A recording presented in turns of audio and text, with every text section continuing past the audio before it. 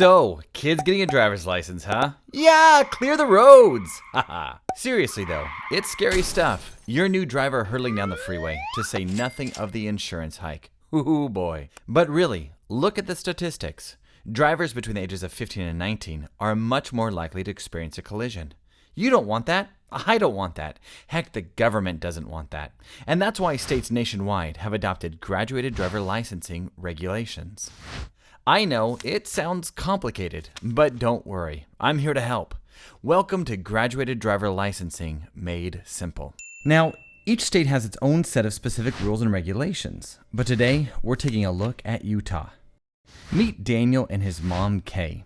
They're about to start on the great adventure of the GDL. Daniel turned 15 yesterday. In Utah, this means he's just old enough to apply for his learner permit. He and his mom have spent time together studying this year's Utah Driver Handbook. All they have to do now is head down to the local DPS driver's license office, where they'll both sign off on his permit paperwork, including a medical questionnaire, and he'll take a vision test and the written driver's exam. 50 harrowing questions later, Daniel is a proud learner permit recipient. Now the fun part. Daniel needs to clock 40 hours of supervised driving time, 10 of which have to be at night, with his mom, a driving instructor, or another licensed adult who has accepted liability for Daniel's driving by signing the permit application. Kay will need to sign off on paperwork stating that Daniel has indeed been practicing his lane changes and three-point turns. Oh yeah, she'll also be keeping track of Daniel logging his day and night driving hours too.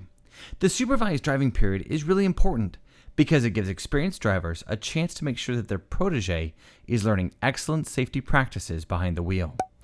Now that he's got his permit, Daniel needs to enroll in and complete a driver education course, plus spend 6 months, and until he's 16, working on his driving abilities under his mom's watchful eye before moving on to the next phase. Meet Amanda and her uncle Jason. Amanda is 16 years old and just spent the last 6 months learning Jason's best tips and tricks for how to pull off the perfect parallel parking job, among other vital rules of the road. Now she's ready to embark on that rite of passage, the road test. She and Jason head to the driver's license office, where Amanda will take a medical questionnaire, a vision test, display proof of her driver education completion, and show off her shiny new driving skills. With a passing score here, she'll enter the intermediate stage of the GDL. Now she can finally strike out on her own in that brand new Porsche or whatever. She may be allowed to drive solo now, but there are still safety restrictions on her intermediate license. Until Amanda turns 17, she can't drive between the hours of 12 a.m. and 5 a.m. In addition, until she's spent 6 months with an intermediate license, or she turns 18, she can't drive with other passengers except members of her immediate family.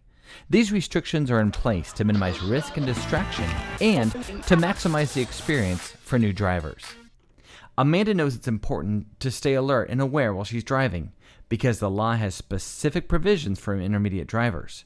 Repeated accidents or injuries caused by drivers with an intermediate license carry fines and can even result in their license being suspended for an additional 12 months. After 6 months of safe driving with an intermediate license, the state's safety restrictions will be lifted. Congratulations! At this point, Amanda is a fully licensed, unrestricted, ready-to-go driving machine. Hopefully this handy guide has helped you make sense of the ins and outs of graduated driver licensing. For more information and specific rules for your own state, check out impactteendrivers.org. Happy driving!